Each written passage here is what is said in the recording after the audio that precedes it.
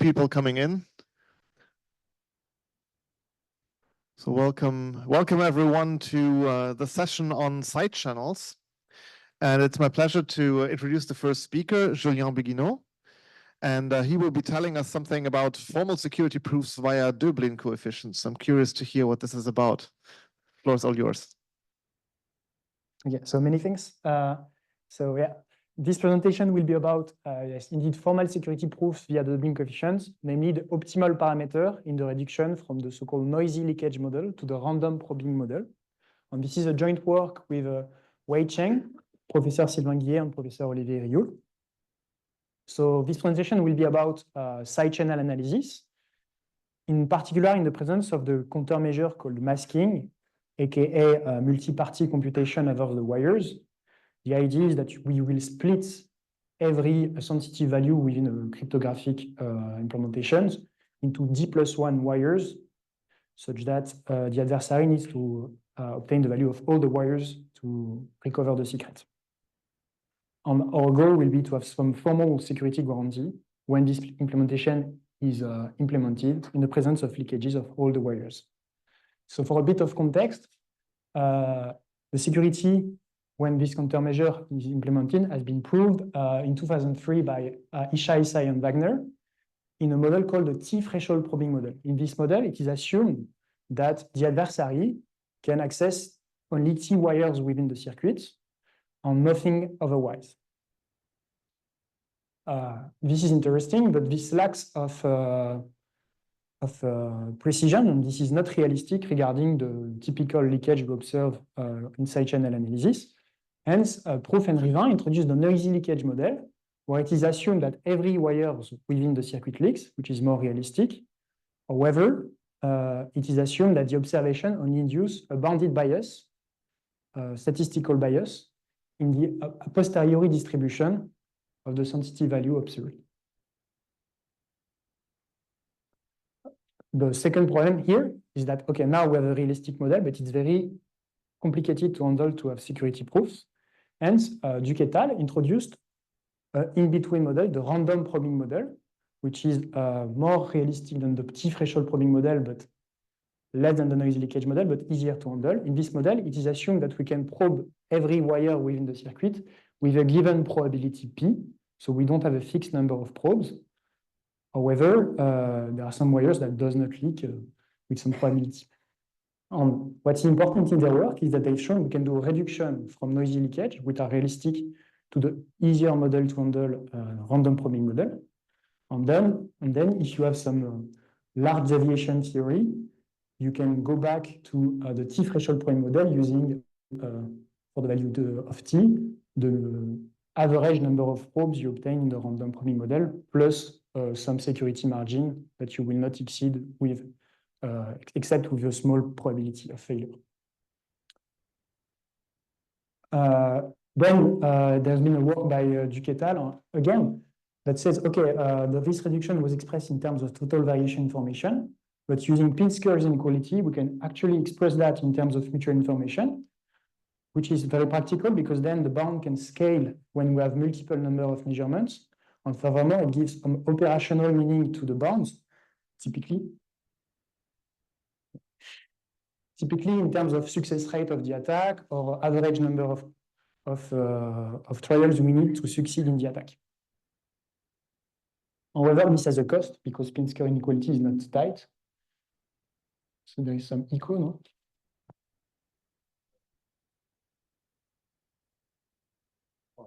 This one.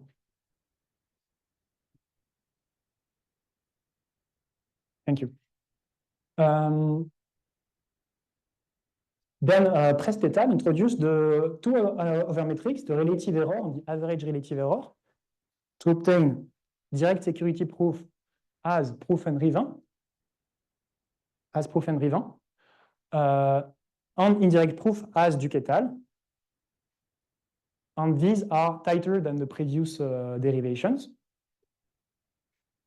Finally, last year, we did some proof using mutual information on the so-called Mrs. Gaber's lemma, but only for encodings, not for computations of a full circuit. which was extended to computation. So here is the complete security proof for a full circuit presented at Crypto last year by Mazur and Standard.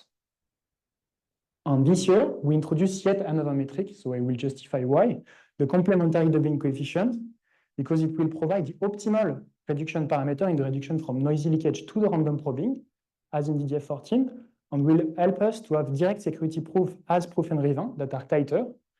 And the motivation behind that was that we found some flaws in existing proofs in the past. So first, I will define the model for the adversary. We'll assume that we have a secret key that we want to protect, and that the adversary can access some side information about each sensitive values manipulated by the circuit, or some side channel. Of course, we need to put some restriction on the class of channels the adversary has access to, because if the adversary can have directly the sensitive value and there is no restriction on the channel, the secret can be trivially recovered by the adversary. So the first one is the one I referred to before, the T-threshold probing model. We assume we have T identity channels and the other channels does not reveal anything. The random probing model corresponds just to erasure channels, so that we recover every wire with a given probability and nothing otherwise. The delta noisy model is the model from proof and Revin. And here it's with respect to some metric D. So there are actually many delta noisy like channel. We'll discuss that the next slide. And for a more practical point of view, it's always most of the time assumed inside channel that we have, for instance, the Hamming weight for the Hamming distance of some register that leaks, perturbated by some additive Gaussian noise, and this can be used, for instance, by this type of model. And to finish the presentation of the adversary's model, we'll assume that the adversary produces a ranking of the key hypothesis at the end of the attack. And we can estimate whether the attack is a success or not based on, for instance, two criteria. The success rate of order O, which is the probability that the correct key falls between the off first hypothesis. That is, it's the probability of success of the attack if we enumerate O hypothesis. And the guessing entropy, which measures the average time of the attack if we enumerate the hypothesis until we find the correct key, using the ranking produced by the side channel procedure. Okay, as I said, for the noisy leakage model, we can choose D, and there are many choices for D. And there's been many in the literature, as I said, mutual information, for instance, last year from Mazur and Standard, maximal leakage from ISA and Wagner, Euclidean norm bias from proof and Revin, relative error and average relative error in Prest et al. And we introduce yet another one. So maybe it needs some justification. Why do we need one more metric? I will explain why. Because it's an optimal reduction parameter, so it has an operational meaning. Furthermore, we'll show that it verifies many good properties, so that it's very easy to manipulate in security proofs. And it's a simple formula. You can see the similarity with ARE. It's just a little bit smaller because the same formula, but we just remove the absolute value here. Okay, so just a word about Vincent Dublin that coined this doubling coefficient to study the ergodicity of Markov chain. Turns out that he died at age 25 and that he lived 5 minutes by footstep of my flats. So to dive into the proof, I recall that the erasure channel is just a channel that forwards the value with a given probability epsilon and erases it otherwise. Okay. And this is the main theorem that was already known, which is that, okay, every channel of the form X to Y can be factorized into an erasure channel of parameter E, followed by another channel, which is a stochastic degradation of the result. The adversary that has access to X prime can only do better than the adversary that has access to X, thanks to the data processing inequality. And I'm saying that the optimal value that you can put here is equal to the doubling coefficient. You can always do such a factorization, and the larger erasure value you can put is given by the doubling coefficient. So we have two things to prove. First, that we can do the factorization, and the second thing to show is that we cannot do better. So first, we can do it. So to do this, I have nothing to do. I just really have to give you the channel. And we take E as the value of the doubling coefficient of the channel. And I claim that if you take this channel from y to x prime and the erasure channel from x to x prime, then this factorization holds. And this is indeed a correct transition probability function because this is positive. And this does sum up to 1 in every line. So we have the factorization indeed. So this is simple to see. And furthermore, we cannot do better. So to do this, we assume that we factorize the channel into an erasure channel followed by another channel. And then we use Kolmogorov-Chapman equation to look at the transitional probability from y to x. And we see it's always larger than the doubling coefficient times P of y. We don't know it's the doubling coefficient. E times transitional probability from y to, bottom to y. And since this is true for all x, we can take the infimum on the left-hand side and sum up over y, so that we obtain that the doubling coefficient is always larger than E, which proves the optimality of the parameter. We cannot take epsilon larger than the doubling coefficient. Okay, so some example of what this gives on a toy example channel. If you have a BSC channel, the doubling coefficient is equal to 2p, and we have this factorization. This is the erasure channel, and this is the degradation channel that follows. And for the Z channel, it can be also degraded, and the doubling coefficient this time is equal to E. Okay. So as I said, it verifies many good properties. The first one that is crucial is the DPI, namely the leakage of x by y is less than the leakage of x by z is less than the leakage of x by y multiplied by the leakage of y by z. And since the doubling coefficient is always less, the complementary doubling coefficient is always less than 1, you can remove one of the two, and you have either a pre-DPI, a pre-processing data processing inequality, or a post-processing data processing inequality. Furthermore, you have a formula that to easily bound the doubling coefficient with Q measurements in terms of the doubling coefficient with only one measurement on the number of measurements. So you can combine easily several leakages that are obtained from several measurements. And most importantly, you also have a kind of Fano inequality, similarly to the mutual information, so that you can bound the probability of success of level O of the attack and the guessing entropy of the attack, provided you have some bound on the doubling coefficient. So security proof amounts to bound doubling coefficient, and then you have some operational meaning for your attack that here I expressed as an advantage. Okay. So now I will dive into the security proof based on the subsequent decomposition from proof and Rivin. We have 4 types of subsequences. The 2 first one handle linear operations, either on a uniform secret or polynomial function of a uniform secret. Type 3 subsequence appear in the ISW multiplication when we have crosswise terms, when we want to multiply 2 sharings.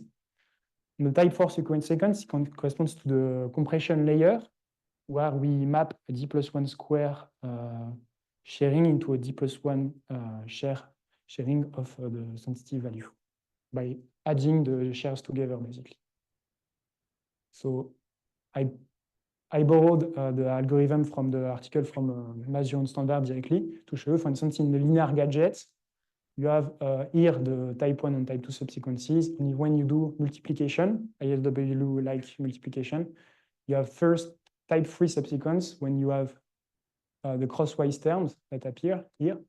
And you have type 4 subsequence at the end when you recombine when you compress the sharing. Okay. So basically, we use the same type of MGL techniques for type 1 and type 2 subsequent at the same time.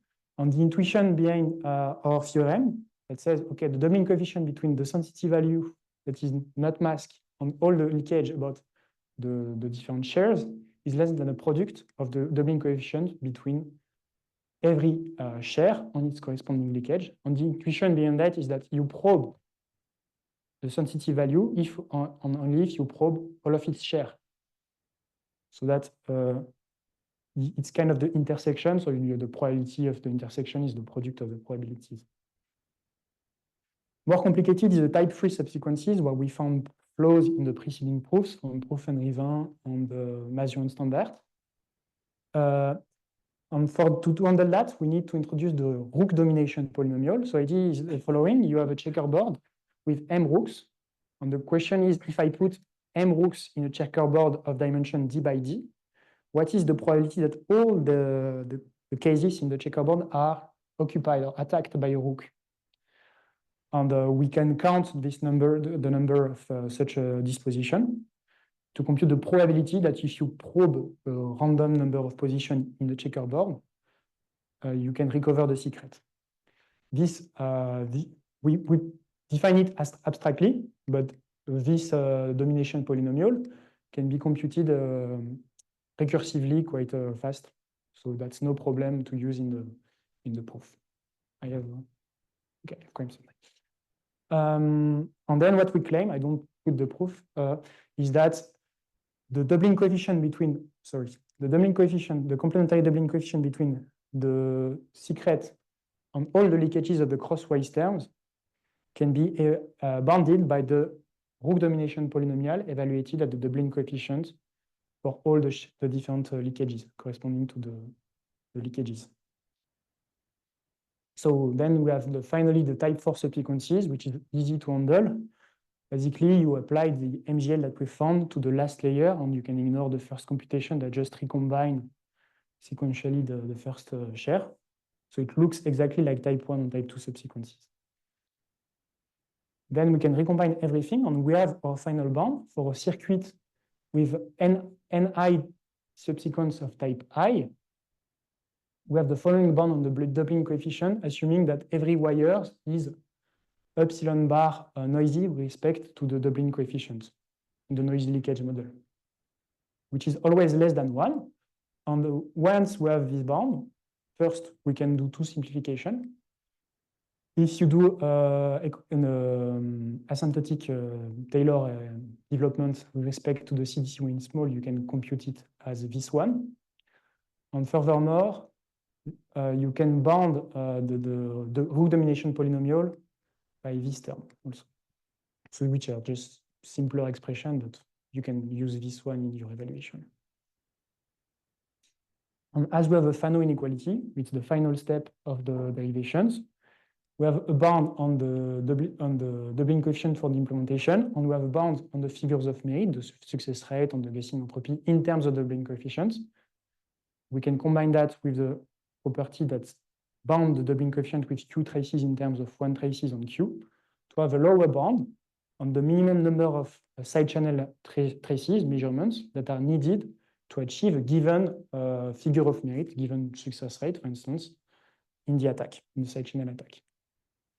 And finally, the last word is that as it also gives the optimal prediction from noisy leakage to the random probing model, what you can also say is that if you have a proof in the random probing model, you can lift it into a proof in the noisy leakage model by replacing the parameter in the reduction by the complementary doubling coefficients. For instance, it's like the Duke et al. Proof. Let's say you partition your circuit into gamma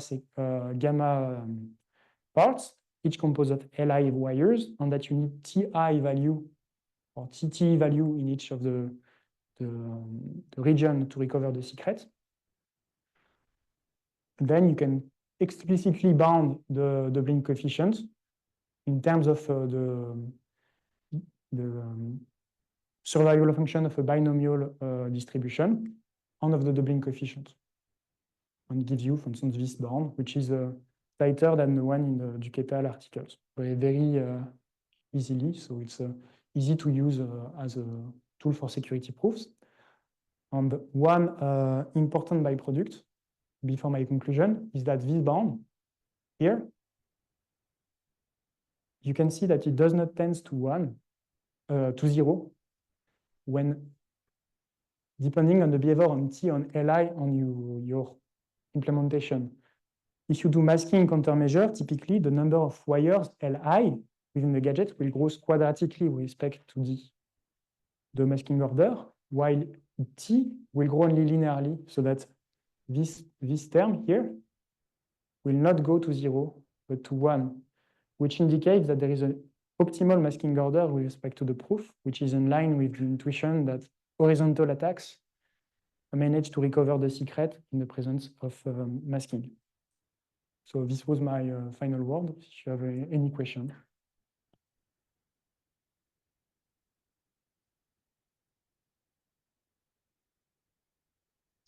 So if there's any questions, please walk up to the microphone.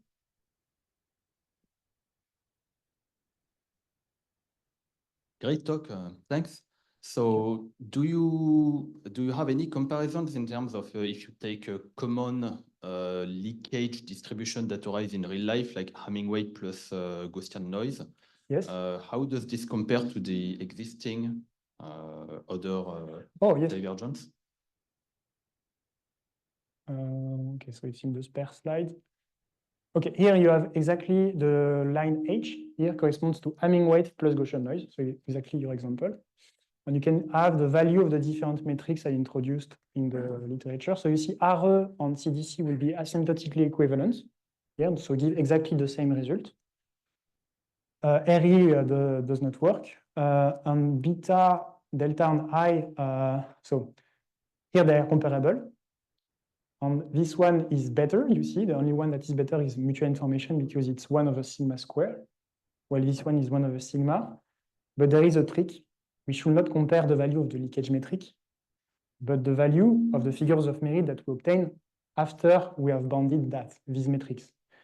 And here, if you use the Fano inequality for mutual information, you have a square root in the result.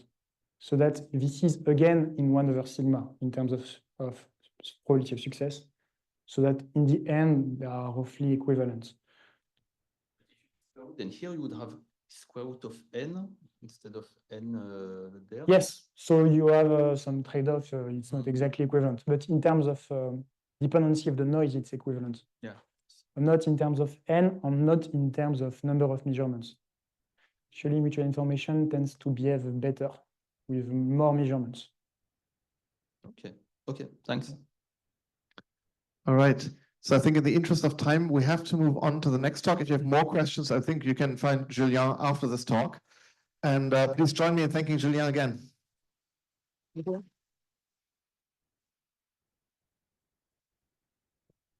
And that's my pleasure. Well, while they're doing the handover.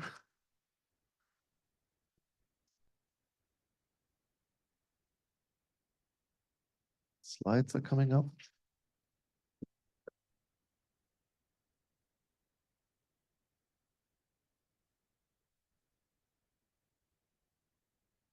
It is my pleasure to introduce the next speaker, Akash Chaudhuri, and he will be telling us about leakage certification made simple. So please, stage is all yours.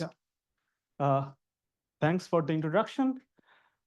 So what exactly our work is related to the question that how a side channel security evaluator is able to capture the susceptibility of a cryptographic implementation in an embedded device. Okay, so we start with the motivation behind certification and evaluation. We all know, right? It is quite well known that side channel attack plays an important role for leakage evaluation or certification. And as from an evaluator's perspective, he's try to quantify the security of a cryptographic implementation. And that's why he doesn't want to assume any kind of model, rather than he wants to exactly target the actual intermediate. And that's why for him, ideal adversarial model estimation is quite an important task. But when you think from a side channel attacking point of view, it is a very difficult job to actually estimate or derive the ideal adversarial model, because it requires lots of model building. It requires then evaluation of generic distinguishers, and then the corresponding attacks, which requires lots of data sets, lots of repetition of the model buildings. And that's why we need to go for some alternatives. So among different alternatives for leakage evaluation or certification, there is a paper which introduced this concept at Eurocrypt 2014. And what exactly they see some information theoretic based MI quantities by which you can capture the strength of an adversarial model from an information theoretic perspective. And two kind of notion that can be think when you are talking about strength. One is called absolute strength, which is basically answer the questions that how good a leakage model is compared to the actual device leakage model. And the next one is relative strength, which is basically telling, given two adversarial model, how from the information theoretic perspective, we can say one model is better than the other. Now, all the follow-up works after this Eurocrypt paper, what they are having the problems is basically that estimating MI corresponding to multiple leakage points or different kind of data types is very difficult to estimate. It might produce bias. You might consider some assumption error. You might have to minimize the estimation error. And that's why instead of estimating the MI, they actually considered some MI-like quantities, not to estimate the actual mutual information, rather than bound the information extraction corresponding to ideal adversarial model. The best they have got is last year in CHES 23, where they kind of trying to evaluate the relative strength corresponding to classification model when it is related to some multiple leaky points. Now, what exactly we have done in our paper, right? So first, actually, we provide an unified leakage certification framework, which actually provide both relative and absolute strength corresponding to classification as well as the generative models.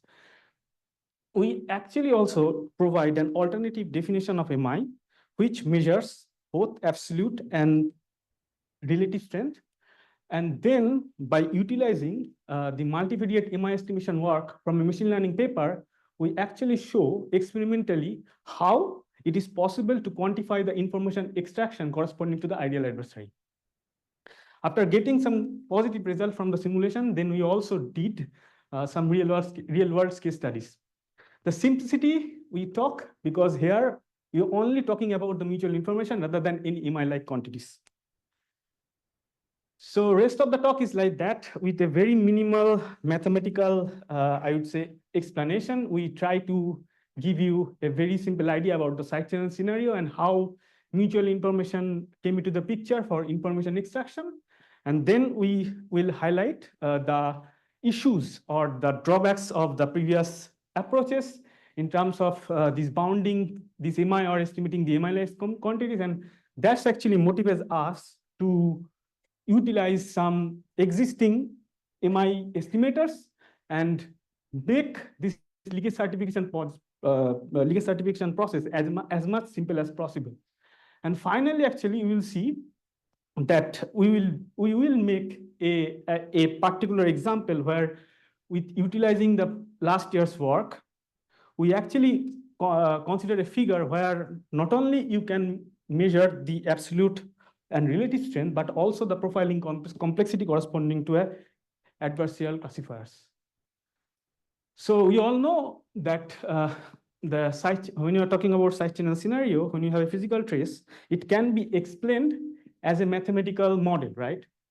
Where, for example, if you're talking about the power consumption during a cryptographic implementation, C of xk, it actually partly depends on the input or output x and the secret key k, right?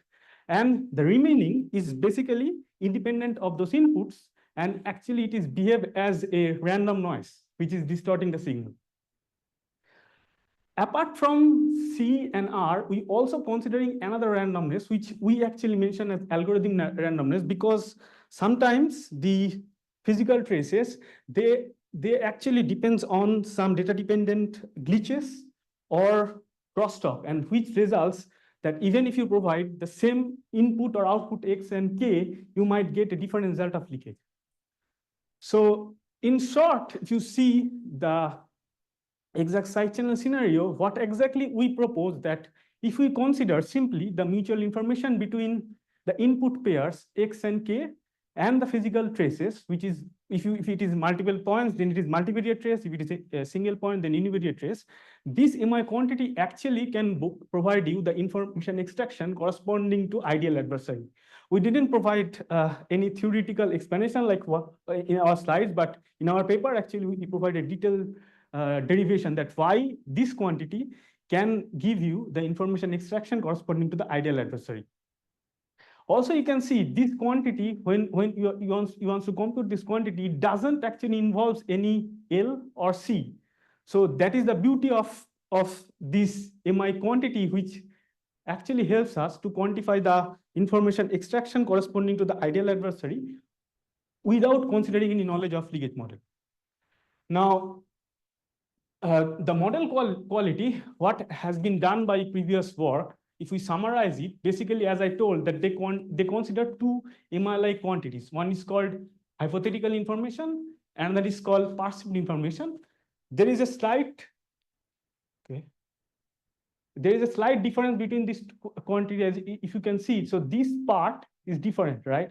In PI, it is considered that this is known, and in HI, it is considered that it is dependent on some profiling model, right?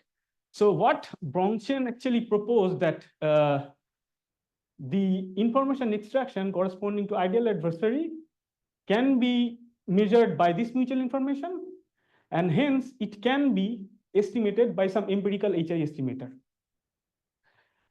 Then the absolute strength of a model, adversarial model, can be given by the regret, where model is basically a classification model, as I mentioned earlier, is nothing but the difference between these HI, this hypothetical information, and the perceived information. And the relative strength can be measured between two models by computing just difference between these regrets or the PIs.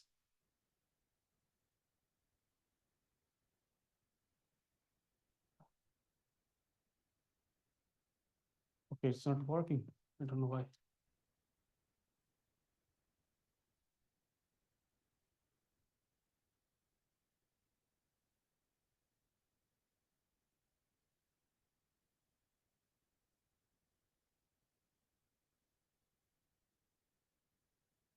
Can we have tech support here? Okay. That works. Okay. Okay. So for expressing the model quality, what exactly we did, what we have seen both from the PI expression, also the mutual information expression, that it basically captures the conditional distribution property. And that's why with a link with the conditional cross entropy, a result of conditional cross entropy that has been provided by the McAllister paper back in 2020, that mutual information corresponding to an ideal adversary can be an upper bound of the quantity which is related to conditional cross entropy. And the equality holds if those two probability distribution, they are exactly equivalent to each other. That means when you have a perfect model, you have an exact probability distribution with the actual one. And based on that, we define an absolute strength is basically the difference between the upper bound and the conditional cross entropy dependent quantity. So just before going to the simulation or practical experiment, I just want to spot the difference between the two works that has been done by previous and our. So in the previous work, as I told you, that they considered the regret, where you need to consider both HI and PI. And in our case, we are just considering two MI quantities. Now, what is the problem in here? There is no problem in the theoretical point of view. The problem comes up when it's talk about the estimation. Okay, so when we are talking about leakage certification corresponding to multiple points or multivariate traces, it has some bias. Okay, also when the traces are not exactly discrete in nature, so traces can be digitized, but it might not be discrete in nature, and for those cases, binning is a quite challenging during the computation of HI and PI. And in our case, actually, we don't need to think about this hyperparameter tuning that much, because the consistent estimator that we have used, which is provided by the GAO, is quite elegantly used, because the hyperparameter hyperparameter that I have used using the Jacobi estimator is basically non-data dependent. So this is the two of the so many simulation experiments that we have done in our work.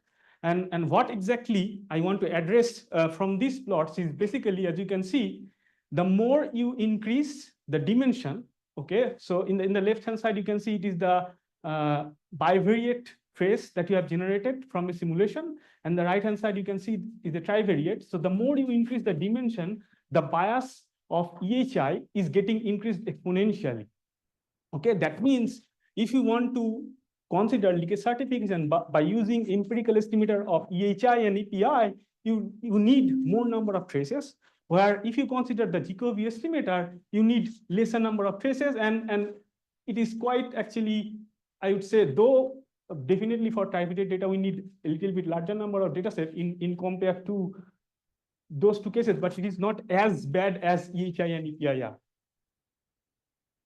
So after getting some very positive result from the simulation experiment, what we actually consider a real device data set, which is also publicly available, is known as AES HD extension dataset. And what exactly we want to see here, we are considering 30 most leaky points. And how we decide this most leaky point is basically calculating the multivariate Jacobi MI corresponding to those 30 points. And first, the red line actually, which is basically the information extraction corresponding to the ideal adversary. Next, what we calculate is basically mutual information corresponding to two different models, okay? And what exactly we do, we consider two deep net models, and we intentionally choose two models in such a way that M1 is better than the other in terms of validation loss.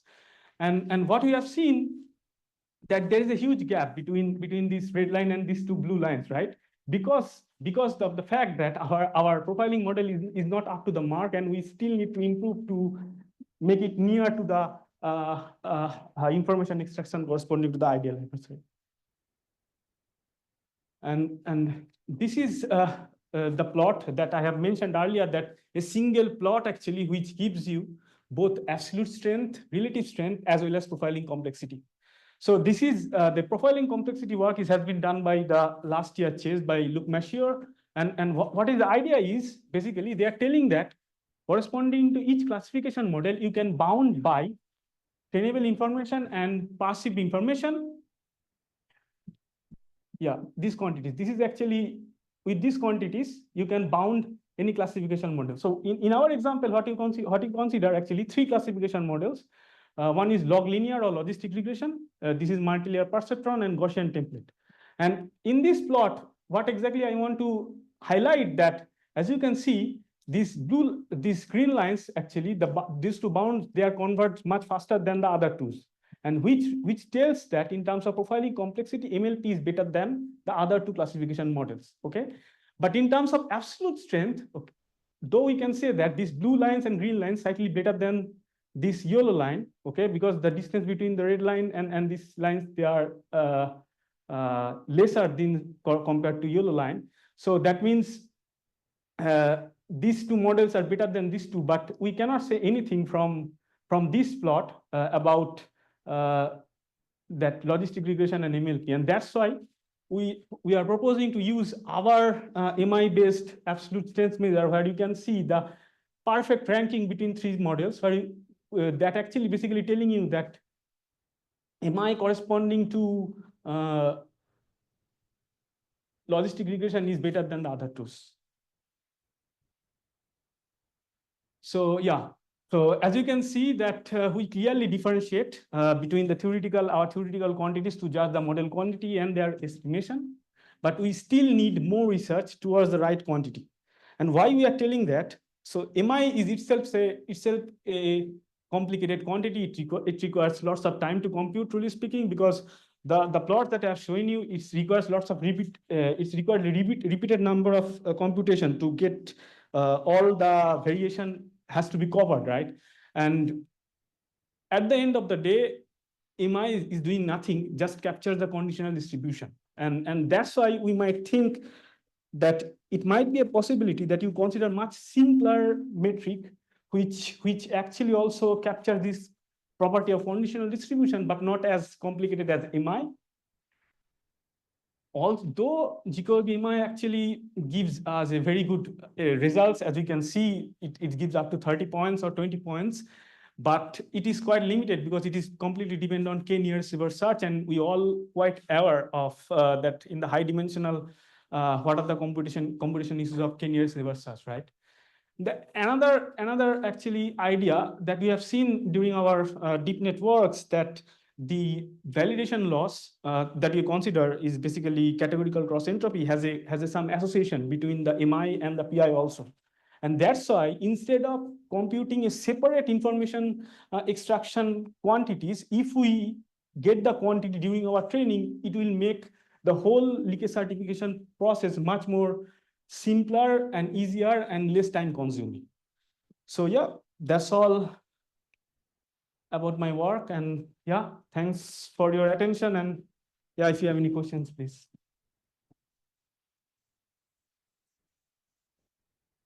Thank you very much. We have time maybe for one quick question. Anyone has a question? If not, maybe I can ask about your about what you said earlier, that maybe a much simpler notion could capture the same effect as MI. Do you have any kind of intuition what that might look like? Just can you repeat the question? So on the previous slide in the future work section, you said that maybe there is a simpler notion that also that isn't as complex as MI. Yeah, right? We have seen. So I would like to highlight the work of. Again, one of the leakage certification paper which I didn't mention is called Towards Easy Leakage Certification. And the idea they introduce is basically you consider a hypothesis testing based on comparing to conditional probability distribution. But what the solution they consider is basically they are actually going for some moments, skewness, kurtosis, and those kind of stuff. Instead, maybe you can consider something like Kolmogorov-Simorov, which actually compare to distribution rather than to moments, or I would say kurtosis. It is actually totality comparison. So this kind of measures also, if you do leverage some noise assumption, for example, if you consider a Gaussian noise, there one distinguisher that this has already been introduced in the side channel community, which is called variance ratio. I don't know whether it is aware of that or not. So which is basically comparing the variance of. So when you consider that noise is following a Gaussian distribution, is basically parameterized by mean and variance, okay? Mm-hmm. And their variance ratio is basically calculating how the variance is, so basically when you do a conditional, you basically make a subsamples and how the variance are distributed each other. The variance ratio is doing the same thing. So if you leverage those kind of assumption, I think variance ratio is quite fast in compared to MI, okay? But for the multiple, I think there is one paper also which has been published recently, which is called Kruskal-Wallis, which is basically a non-parametric version of variance ratio. I think those kind of measures can be come up in future, but I think as it is only based on the conditional distribution, means MI is a good quantity. It actually provides some good characteristics. We should look for other quantities also. All right. Thank you very much. Please join me in thanking Akash again.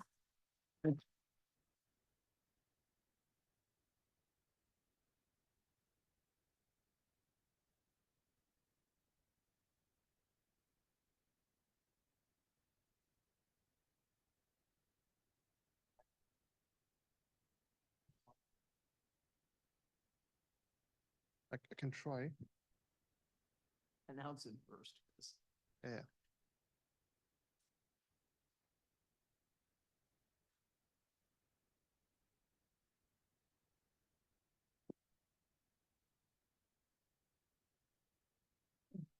Slides are coming up. All right, perfect. So then it's my pleasure to introduce the last speaker of the session, Lawrence Roy. And he will be telling us about improved reductions from noisy to bounded and probing leakages via hockey stick divergences. So please, stage is all yours. Thanks for the introduction. So in this talk, I'll be discussing some new models for noisy leakages based on hockey stick divergence. This is a joint work of Maciej Abramski, João Ribeiro, Francois Xavier Standout, and Daniele Venturi. So let's say that we have some cryptographic device that is performing some operations on secret data X. Perhaps it's encrypted data, and X is the secret key. While it does this, the adversary is monitoring it very closely for side channel leakage Z, such as power consumption or EM radiation, and is attempting to discern X. Question we are concerned with is quantifying how much Z leaks about X. As designers of cryptography, we want to frustrate the adversary by ensuring that whatever it learns about Z isn't enough to do an attack. There are a couple of main approaches. Primitive level countermeasures are cryptographic schemes designed for resilience against some amount of leakage. For example, this is the leakage resilient stream cipher of Peter Schwabe 2009. With the dashed arrows here represent the leakage going to the adversary. Such schemes are typically built in the bounded leakage model, where the only constraint on the leakage is its size in bits. This seems like a reasonable assumption. There's a gap here between theory and practice, just because strictly speaking, the adversary tends to gather vast quantities of side channel leakage data, and it's just most of this data is of little value to the attacker. Alternatively, there are implementation level countermeasures, where you take an existing cryptographic primitive and attempt to make it harder to side channel attack using some like low level circuit transformation. So a typical technique to use here would be like masking, aka secret sharing, to split the secret values across several wires where they shouldn't be operated on all in the same place. Typical models here would be like threshold probing, where the adversary learns a subset of some at most T wires, or random probing, where the adversary learns a random subset. These models make analyzing the secret sharing schemes easier because they either get the share or they don't. But there's a gap to practice here again, as typical leakages will depend on the secret, albeit with noise to hide it. So I'll start by discussing primitive level countermeasures and bounded leakage. In the bounded leakage model, there's a parameter L specifying how much information the adversary is allowed to get. So the adversary first chooses a leakage function f that must have at most L bits of output, and then the leakage z equals f of x is provided to the adversary.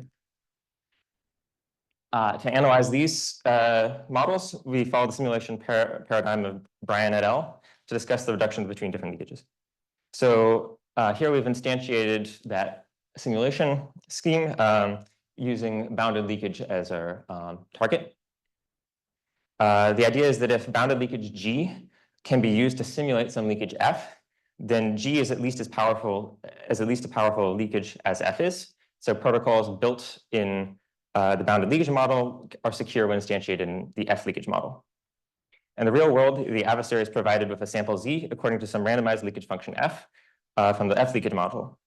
In the ideal world, the simulator chooses some bounded leakage function G. So the real world, the adversary chooses a randomized leakage function. In the ideal world, the simulator chooses a bounded leakage function G based on F, then learns the corresponding bounded leakage, and then chooses Z. The idea here is that the simulator has to be able to sample Z in a way that's indistinguishable from the real leakage Z. And the simulator is allowed to have some imperfection epsilon, some distinguishing advantage. A couple of leakage metrics commonly used in practice are statistical distance and mutual information. But unfortunately, Brian et al. Found that these have some significant shortcomings when it comes to this technique of simulating bounded leakages. So here I'll focus on statistical distance.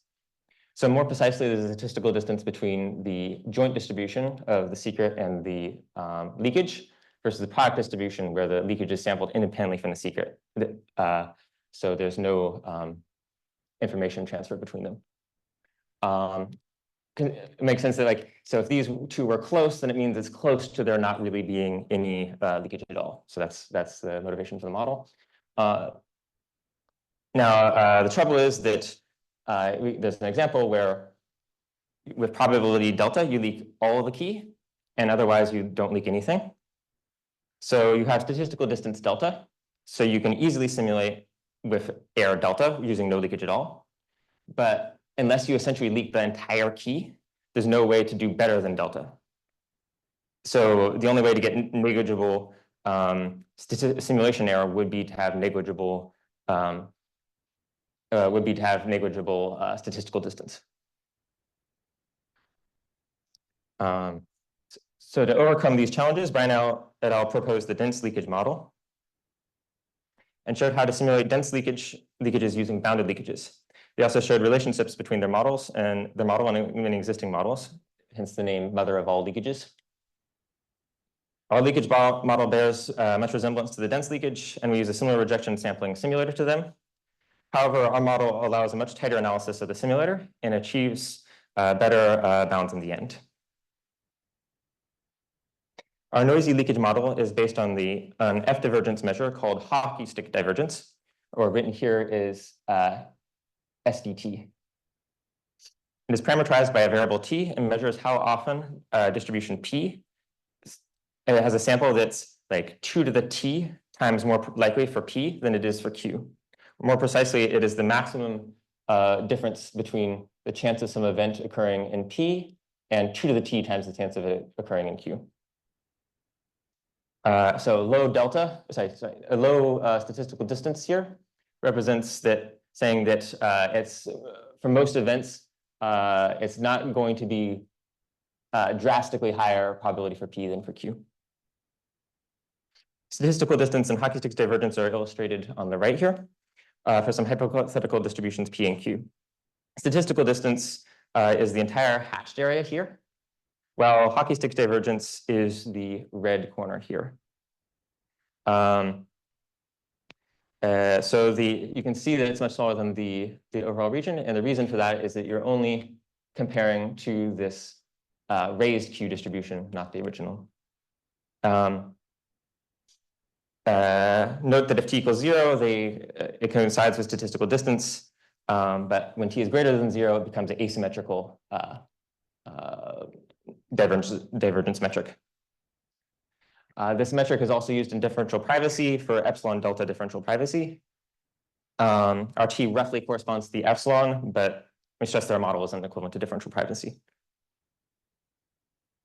Using hockey stick divergence, we define our T delta SD noisy leakage model by requiring that delta upper bound the hockey stick divergence between the joint distribution and the product distribution. That is, we want the red region to, which is where the joint distribution is bigger than 2 to the t times the product distribution, to be smaller than delta. A high ratio between the product and joint distributions represents an outcome where a lot of information is leaked about X, the secret, through the leakage Z. For example, in the all or nothing leak before, the ratio is 2 to the n when the n bit was completely leaked. The n bit secret is completely leaked. Therefore, for simulation by bounded leakage, we want these extreme outcomes to be bounded. Recall also the reason for comparing the product distribution is that it makes X and Z independent. So it's comparing a scenario of no leakage. We can generalize a bit by allowing an arbitrary distribution Q for Z in the ideal world. It makes the map a bit nicer later on. Next, we get to our first theorem. We showed that if you have a T delta GSD noisy leakage based on this hockey stick divergence, then it can be simulated using bounded leakage with the net amount of leakage growing proportional to T and the simulation error growing proportional to delta. We do have to accept some loss in these terms, which trade off one versus the other. The log factor keeps this from being too bad of a trade-off, however. Yeah, and you can choose any parameter here, alpha, for the additional simulation error you want. Here is our rejection sampling leakage and simulator, which we use to prove this statement. The simulator first generates a random tape R, which will be used by both it and the bounded leakage function. It then runs the bounded leakage function, this first part. The leakage function uses R to generate a series of samples Zi from the distribution Q. And since Q is independent of X, the simulator can get exactly the same set of samples as the leakage function. With each sample, it accepts the sample of probability proportional to 2 to the minus t times the joint distribution over the product distribution. The min with 1 here is because, of course, it cannot accept a probability greater than 1. And the sample is accepted, the leakage function outputs I, telling the simulator to output Zi. If it's rejected, it goes on to the next iteration of the loop. And if everything is exhausted, it just outputs the last one arbitrarily. Note that all almost all the logic here is in the leakage function. And essentially, the simulator is just duplicating some of the state and outputting that. To give some intuition for how this works, here's a plot. Again, the blue line represents the distribution that we want to sample from, the real distribution, while the orange distribution represents what we get from the rejection sampler. So the 2 to the minus t lets us go up a certain amount in the distribution, but no more. We can only go increase by factor 2 to the t before we cut off with essentially this value becoming 1. So more or less the distribution we're sampling from is the distribution of the blue line, then hitting the brown line. This is assuming that we had no bound on the for loop.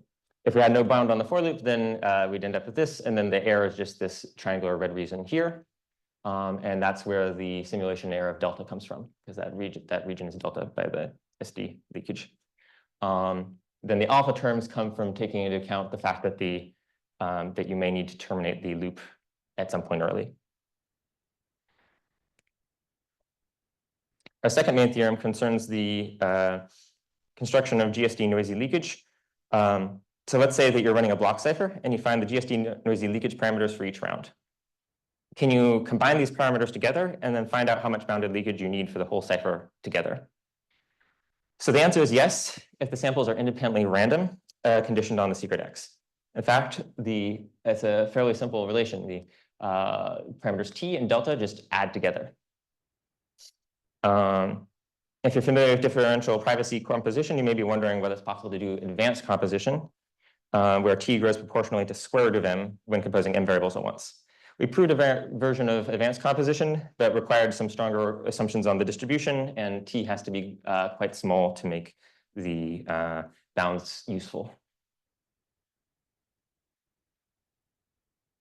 Next, we evaluated our SD noisy leakage technique on some example leakages. Note that we evaluated SD noisy leakage, even though GSD noisy leakage it could give better parameters, as we currently do not know how to optimize the distribution Q optimally to get the best GSD leakage. In the leakage model, we have an n-bit secret, in this case n equals 8. And we either use Hamming weight or a more general linear function of the bits as the leakage function, and then add some Gaussian noise. The amount of Gaussian noise is determined by the signal to noise ratio. And the parameter rho here represents how close this is to Hamming weight. So it's showing that this one is correlated at 90, a 0.9 correlation coefficient with the Hamming weight, so it's quite close.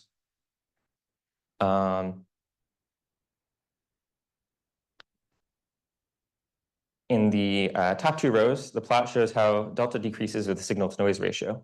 The middle right shows the case of statistical distance, where delta decays polynomially with the signal to noise ratio. So it's a straight line on log-log plot.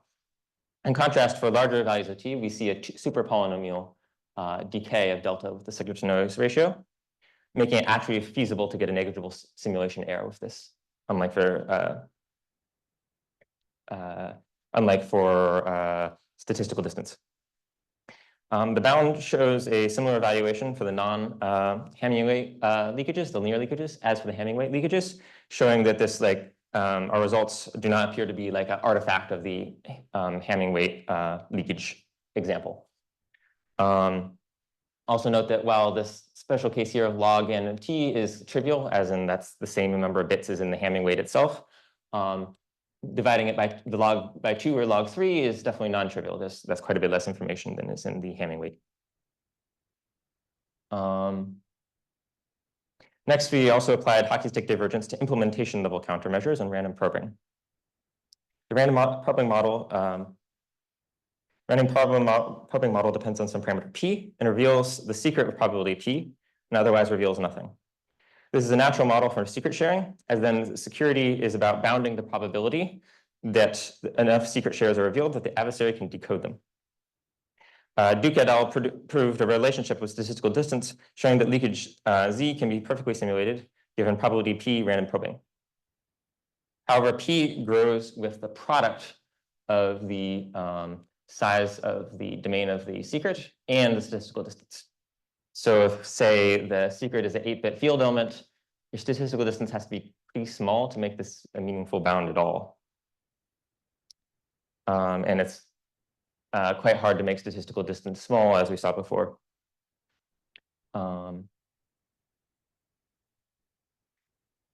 So we introduced the reverse SD noisy leakage model for leakages in random probing. So the reverse SD noisy leakage model just swaps the order of the inputs to the hockey stick divergence. So now we want the product distribution to not be too much greater than the joint distribution, instead of the other way around. We proved a relation to the P random probing model that generalizes the result of Duke et al.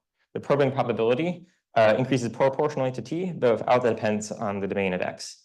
Increasing T decreases delta, which can hide the dependence on the field size. So the right is the illustration of the proof, but I don't think I have time for that. So, we evaluated the reverse SD noisy leakage in the same Hamming leakage model as before. First with large T to confirm the same drop-off behavior as with the SD noisy leakage. Then with much smaller values of T that you would actually want to use for this statement here. Because this term is approximately like grows of T. So you don't want T to be too big. So even for smaller values of T, you can see that the distribution drops off faster than polynomially with the signal to noise ratio. Allowing the delta times the size of the domain term to be to be canceled out by a very small delta. So the field size, the size of the domain does not matter so much for this metric, even though it still appears. For example, if you set assume a signal to noise ratio of 1 in 1,000, so -3 down here, and an 8-bit secret like an AES, and T equals 1/8, then you end up over here with a delta of 2 to the -13, which makes this term very insignificant. We also compared with the ARE metric of Prest et al. These graphs show for different values of T and noise what P we can get out of our bound. Now we can't get as close, we can't get as tight as the ARE metric. We do get somewhat close when choosing the best T for a particular signal to noise ratio. Well, we cannot beat ARE for probing probability. Our techniques are conceptually quite different, and the ARE is a worst case metric, not an average case one like reverse SD noisy leakage. And we believe the result still provides an interesting connection between hockey stick divergence and random probing.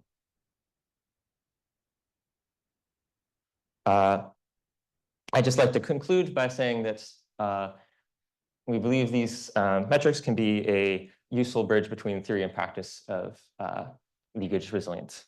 Thank you.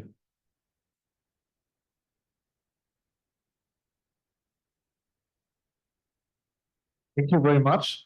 I'm afraid because there are already people coming in for the next session, in order to give John a chance to start on time, we have to take questions offline. Please join me in thanking Lawrence and all the speakers of this session again. And then I hand over this mic to John.